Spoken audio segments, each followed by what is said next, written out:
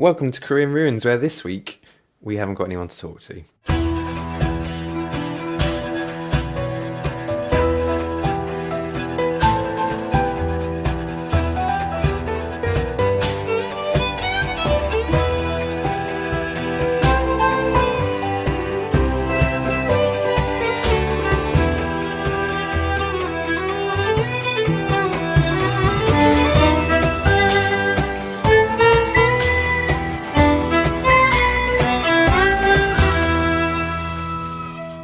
Just the two of us today. It's really unusual. Yeah, it seems quiet.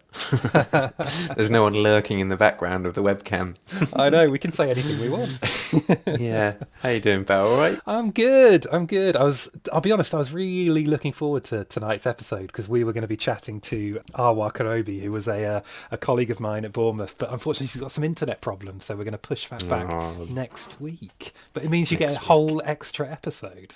Yeah, because this was meant to be the last episode of this season. You lucky scallywags getting a bonus episode. I know, so a bonus Career in Ruins where we don't have anything to focus on. What the hell are we going to talk about? What's caught your attention, pal? Lots of stuff. What a week I've had. This has been an award-winning week for me, which is rare in my life. And I'm celebrating, and I'm genuinely celebrating with a small snifter of scotch today. I'm celebrating winning a largely uncontested trophy in orienteering, which is nice. A sport I've grown to love, it's fair to say.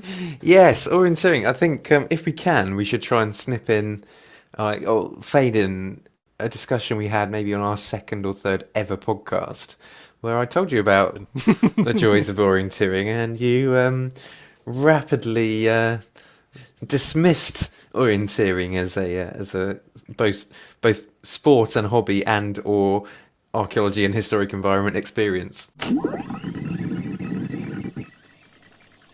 When I hear the term orienteering, I kind of imagine Duke of Edinburgh awards and hiking around the landscape with big backpacks. But are you trying to tell me this is a sport, or I've completely misunderstood? I know, right? Well, this is exactly what I thought.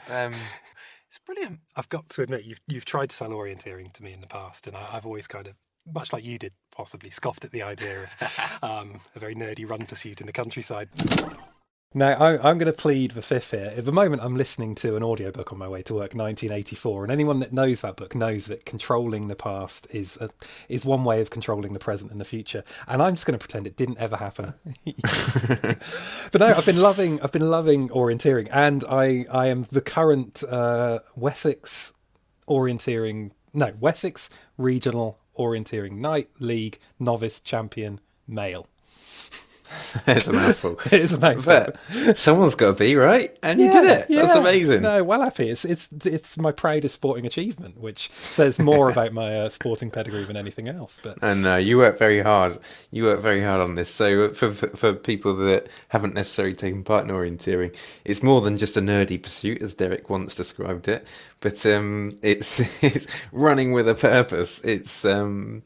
It's getting given a map blind and going out and hitting points of reference and proving that you've done it by digitally connecting to a point and then coming back and seeing who's got the most points and done it in the fastest time. And in the Novice League, Derek is the champion. Yeah, the kind gentleman giving out the awards did point out that it was not particularly competitive. Oh, I thought that was a bit harsh. You had a competitive one. I was competitive with myself, definitely. This is why we don't let him do the speeches. It's outrageous. Well done, novices. You didn't have anyone to compete against, but well done. I'll be honest. I've fallen for orienteering in a big way to the point where I'm going to start to sneak it into teaching now. I've got a plan. We've got some research weeks coming out where I'm in charge of putting on fun activities for the students, and we were chatting today about what we could do, and doing some sort of heritage trail came to mind, sort of going out and exploring the heritage of Bournemouth, which, given Bournemouth's a fairly new town, is quite a tricky prospect. But I suddenly thought, why not make it more fun and employ some navigational skills, some map reading skills, some just general kind of spatial skills, and give them an orienteering style map with some unlabelled points. So they have to figure out why it is I'm sending them to places and take a few notes on it. Yeah, it could be fun. Very It could be good. fun. I think it's good pedagogy, maybe. Yeah, that's quite a nice approach to a bit of varied, sort of COVID-friendly teaching activities outside, out and about. I guess what I enjoyed yesterday is when we were texting away, saying congratulations to you for your win and you identifying that you're going to come top 10 next year and That's the dream, all yeah. these other bits. But we were also getting carried away about the sort of variety of landscape cover that we covered in only an hour's worth of running. And we ended up running around just under 10 kilometers in an hour. And we saw brand new builds, we saw 1950s builds, we saw sort of probably some medieval aspects of the market town of Fordingbridge, which we were running through, and so many other things. That's right. It the thing that struck me about it most is most of the events we've done this year have been urban based, which is really nice because you get to explore towns in a way you don't necessarily explore when you're kind of walking from A to B. You tend to dig out Google Maps and just follow a line the most straightforward way. But because we're looking to try and connect points you'd never normally try and connect in any real life, you see towns in a whole new way. But Fordingbridge was by far my favourite event because it had a little bit of everything. It had, as you say, all of these different styles, all of these different elements to it. Yeah, it was nice, but also little nuggets of past land activities, interactions, and histories. So there were some pillboxes hidden away that we had to run past. There was a disused railway line, and I quite enjoy running through. It's probably my main thing about enjoying orienteering, that you run through these places and you go, oh, looking at that a bit differently. Whereas the reason that people win, like you, perhaps just get on with it and get their points. But I'm like, oh, look over there. Once I genuinely stopped and picked up a bit of Roman pottery out of a tree throw in the New Forest that I knew was near a Roman site. Oh, amazing! I must admit there was an element where there was a moment where I intentionally took a slightly longer route because I thought, oh, that looks interesting. I'll go up that pathway. So I stand by it. It is still nerd running, but it just means I'm a nerd. Yeah, welcome, my nerdy friend, my nerdy friend. So how about you? What's been on your mind this week? I have had one of the best weeks going. I'm not gonna lie.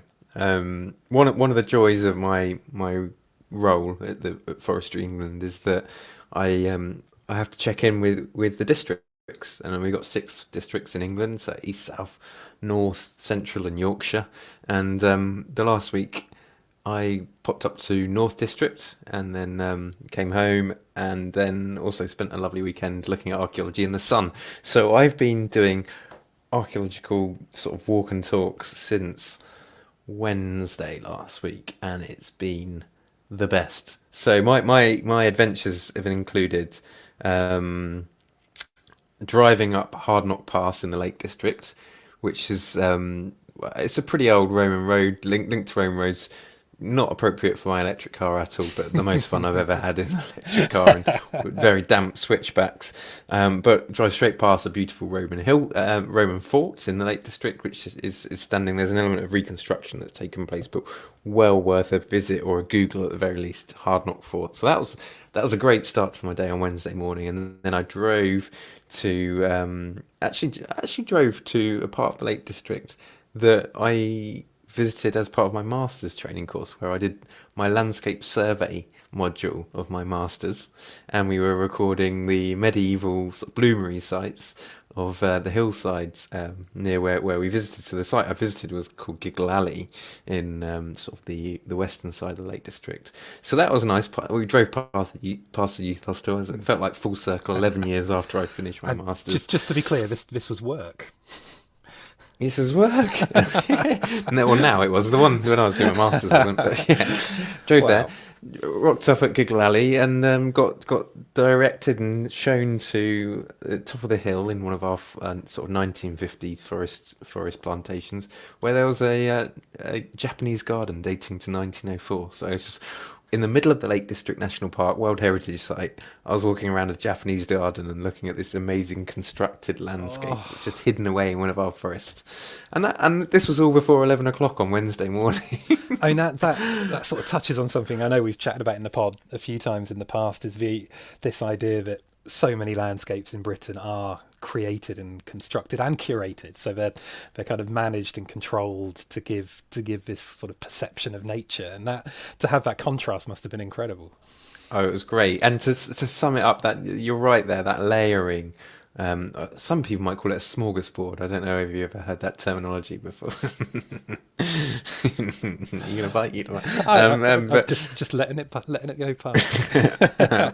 but there was one point where I stood there and I looked down, and we were stood on top of a bloomery site, so a medieval bloomery site. Found a lump of slag just lying on the floor, lots of lumps of slag. Then looked up and saw some beautiful stone steps going up to part of this constructed Japanese garden, and then there were obviously all these planted trees around me from the 1950s, and then there was a dry stone wall boundary linked to the field system that was there prior to the creation of this forest plantation in the 1950s. And there's just so many layers of history.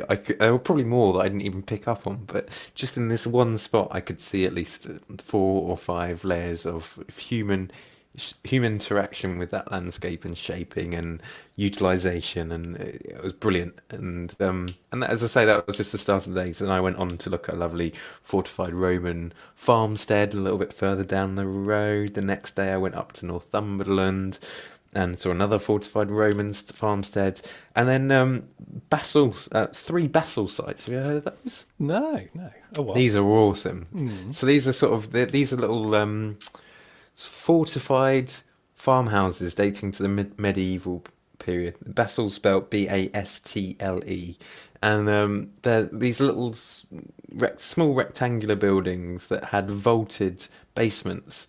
And because it's on that border between the Scottish boundary, it just sounds like the Wild West of Britain. And basically everyone was going around pinching everyone's stuff, and there are records linked to these sites where someone's sheep got stolen, and they went and stole them back, and they realised that this sheep had got scabs, or had got some sort of skin infection. So they went and killed the guy that had stole their sheep, because their sheep weren't in good condition, as good a condition as they were when he'd stole them off. But these amazing vaulted sites, so basically they had double doors, and the idea is if a raider comes over and comes to steal your stuff, you lock yourself in, and you can sort of just sit there with your food and your livestock that you managed to throw through the door at the time, and sit there for a few days. And they have quench holes, or water holes that are above the door, where they could pour water out of the door when they were trying to burn down your front door. Oh no! Just put out the flame. Oh my goodness, where are we? This tiny little woodland in the middle of Northumberland. It was brilliant. And and then this weekend walking around Hod Hill and looking at beautiful Iron Age circular roundhouses just being shown up in the late spring sun, or early spring sun, I guess, late winter sun. It massively puts my week into perspective, because I think the highlight of my working week this week was the realisation that we wanted to add some practical work into some teaching. And I'd spent a long time watching the Great Pottery Throwdown on Channel 4. Nice. And I spent the day planning a pottery workshop, which I'm really excited about. Sounds great. I'm gonna take. We've got a lovely space at Bournemouth where we have sort of concerts and performances, and I'm going to tarp it up and turn it into a big old pottery workshop with 35 students, and I can't wait.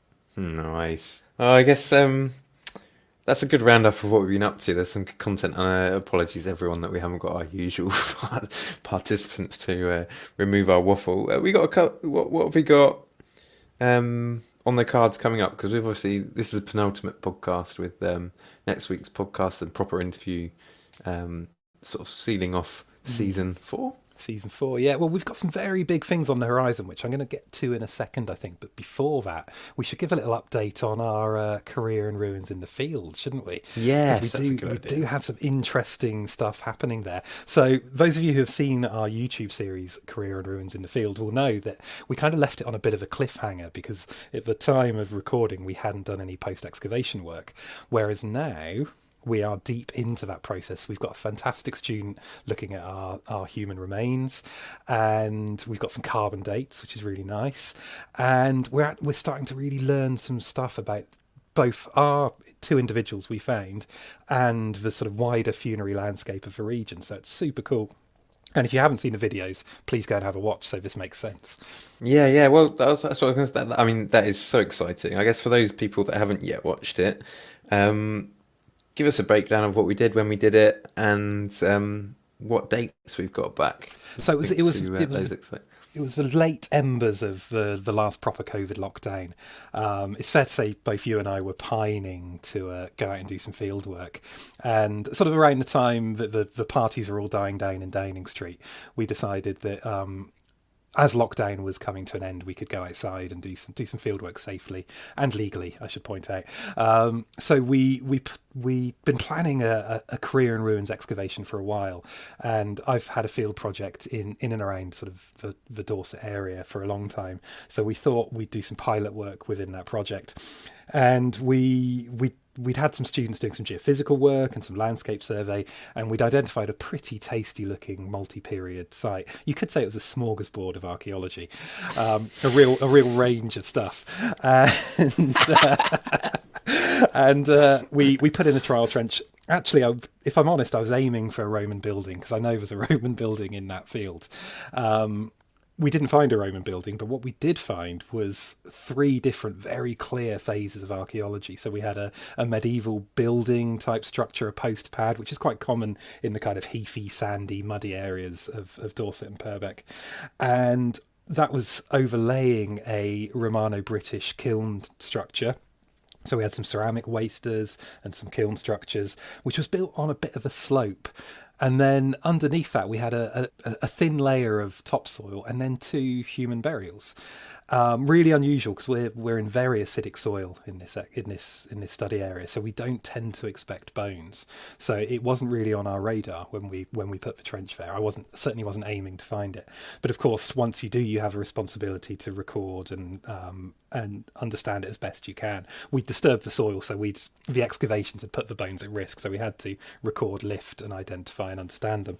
So we extended the project by a few days, excavated them in detail, lifted them, and because of the acidity of the soil, it was like excavating paper mache. It was very difficult to dig, some of the hardest digging we've ever done, I think. And what's remarkable, though, is having left them to kind of dry out over the last 6 months or so, they've solidified, they've become solid, so we can actually clean them up and analyze them properly, which can give us the sex of the individuals, it can give us the age of the individuals, and tell us a bit about their lives, possibly even how they died. But because of the fragmentary state of the bones, it might be very difficult. But we already know some really exciting things about these two individuals. They were buried at different times because the later one, the one higher up, had cut through the lower one, chopping it off at the knees, so it disturbed the earlier grave.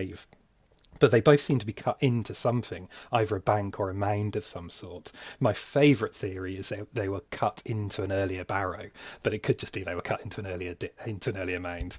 Because we know that happens. We know that things like Bronze Age round barrows are respected and reused in later periods. One of the most exciting things, and thank you to Remston Estate Trust for support here, we got some carbon dates done. And while one of them was too degraded to date, the higher up one in the sequence was dated to just that period around the late Iron Age, around about the time, if you were alive at that time, you would have possibly seen the Romans coming. So really late Iron Age, which is an incredible period. And it fits within some of the wider research projects we've got going on at Bournemouth at the moment. But crucially, in the study area we're looking at, because we don't have many, it can tell us loads that we didn't know before. You know how you always say you make your own luck? Yeah. I'm kind of torn on this one because we did make our luck in that we used scientific data and decent interpretation of a site based on sites in the plough soil, geophysics results to inform where we put a 5x1 trench, and in that trench we hit multiple phases of just general archaeological sites and features, but then two human burials, crouch burials, and well enough preserved to give us a date, and we were fortunate enough to get that support from the Ramsden estate. But there's a lot of luck there, surely. I'm going to say that we always say, as you say, that you make your own luck, but I think this is one instance where luck played a big part because I've thought about this time and time again since that excavation. There is no technique I can think of that would have identified those burials. It's too deep for traditional magnetometry. Radar wouldn't have worked in the soil. Resistivity wouldn't have identified it. There was no noticeable cut. There was so much bioturbation. There wasn't any contrast in the soil itself. The only way we would have identified burials in that particular place would have been to excavate. And to do it in a 5x1, that's lucky. That's lucky, pal. It is lucky. So that's so exciting. So we've got that student looking at those skeletons. We've already got some great data in terms of their age and potentially their diet from that analysis that's been done. Was that in Belfast that they did that? Yeah. The labs in Belfast did the carbon dating. Gave us some isotopes, which suggests a sort of a regular kind of meat dominant diet. So not harborside fisher folk. This is a standard kind of omnivore diet, I guess. But really interesting. And also one thing that the students looking into at the moment, and we've done a bit of background work on as well, is trying to find similar contemporary examples in the area. And there simply aren't any. There's maybe 2 examples within 5 kilometres, whereas when we find graves in this period, we often find lots of them. And something I'm quite keen to understand is, are there more? I think there's some big questions there, which is quite exciting. Good. I guess if people want to find out more about that excavation, our research, it's all documented on our YouTube channel. So if you go to Career Ruins, unfortunately Career in Ruins was taken on YouTube, but Career Ruins on YouTube, you'll see our logo, you'll see our icon, and there's 4 episodes to be seen. So there's the planning episode because Harry Manley, who has been on the podcast before and hosted when you've been away, was part of our team on this excavation. So it's the 3 of us that undertook the research, and the series kicks off with us talking about our plans, the previous research, the geophysics undertaken by students, why we're doing what we're doing, the actual methodology of identifying and interpreting a site to insert a trench on. And then you can follow us through those 3 days of excavations that we undertook, and we will do an updated video at some point to talk through the post-ex for certain. It's well worth the watch, and to be honest, the highlight is the promo for me. I love the edit on that. The promo is great. Our lovely friend Dan Pringle did that, but also our new theme tune comes from that YouTube channel because Dan linked us up with a fantastic music producer to create that. So check it out, and you can find a link to that fantastic guy as well. Yeah, good. But on a better scale, on a higher polished, bigger level budget. of production, bigger budget as opposed to £0 and a cap in hand. We've got some incredibly exciting stuff happening, haven't we? Yeah, we have. Do you see what came out today? Was it the dates today? The dates for Time Team. The new Time Team is back. It is back. So those of you that have been listening, well, this whole series largely been based on people that we met in the Time Team canteen, but yeah. Derek and I were really super fortunate to be invited to be part of the Time Team excavations, 2 excavations that took place in September last year, and they're finally ready to go. And we got some launch dates. There's 3 half-hour episodes to be launched on every day of the excavation, in comparable every day of the excavations. So 2 excavations, one in Oxfordshire, one in Cornwall. Oxfordshire looking at a large Roman villa, and the one in Cornwall looking at an Iron Age settlement with subterranean avenues and all these other fantastic things attached to it. But slight change to the traditional format of an hour long, but with adverts for 3 days. It's 3 half-hour long episodes, 1 half hour for each day of excavation. Exactly. It's really exciting to see that. I don't think it's a big change in format. I think it just builds anticipation, because I remember watching Time Team on Channel 4, and the advert breaks always seem to be around about the change of days. So it's similar to that, I think, the kind of 3-chunk approach for beginning, middle and end, but spread over 3 extra nights. Extra half hour. Yeah, that's half an hour more archaeology. Yes, Amazing. yes. And so we've got what we've got. It starts 6 p.m. on Friday the 8th of April. So this month. No, next month. No, Next March. month? It's in March, isn't it? March. Hang March. on. Sorry, I've got them the wrong way around. Cornwall's first. Oxfordshire's second. For some reason, the second one's on top of the list. It doesn't make any It's this sense. sort of pro scripting that really appealed to Time Makes this Team. podcast stand out more than anyone else's. Okay, so Cornwall first. That's the Iron Age site at 6 p.m. and that is Greenwich Mean Time on the 18th of this month, and then 19th and 20th, and then 6 p.m. British summertime, because we're about to hit summertime. On the 8th, 9th, and 10th of April is the Oxfordshire Roman site on the medieval estate. So all of these are free. We should say that all of these are free. A lot of people I've spoken to are like, "Oh, but it's behind a paywall." It's not behind a paywall. It's not. It's free on YouTube, and you can watch them not just when they're live or not just when they're broadcast, but forever. Ever. And you didn't have to. If you're not part of Patreon, you don't have to pay a penny. You just can enjoy it. You For can what enjoy it the is. fruits of Patreon's labour. And there'll probably only be a small bit of me and Derek, so you don't. It's not ruined. Yeah, it'll be fantastic. There'll be some of the old crew, some new faces, some incredible archaeology. I genuinely can't wait to see it. And having 3 days broadcast over 3 days will give a real sense of progression through the sites, which I'm really excited about. Yeah, although I'm going to be like, I want to binge watch it. I'm just going to be hiding behind a pillow saying, "Oh my God, it's me. Oh God, you're the worst." Hopefully we're not Here's in it too Derek much. Pittman. It's a smorgasbord of archaeology. Time Team is back. So yeah, shout out to all the team behind that, and Yeah. if you find yourself at a loose end, do tune in. There's no cost to it, and you can enjoy it, and you might spot our mugs, which is a bit different to us just being in your ears. Yeah, I can't wait. It'll be good, I think. It'll be good. Anyway, have we been waffling on too long now? I was going to say, I think everyone's had enough of us. This is why we normally have guests, because Yeah. our interest levels in ourselves, and I guess the interest levels of our audience are probably stretches to about 15 minutes. So we've gone well over. Well over. Oh. Sorry, everyone.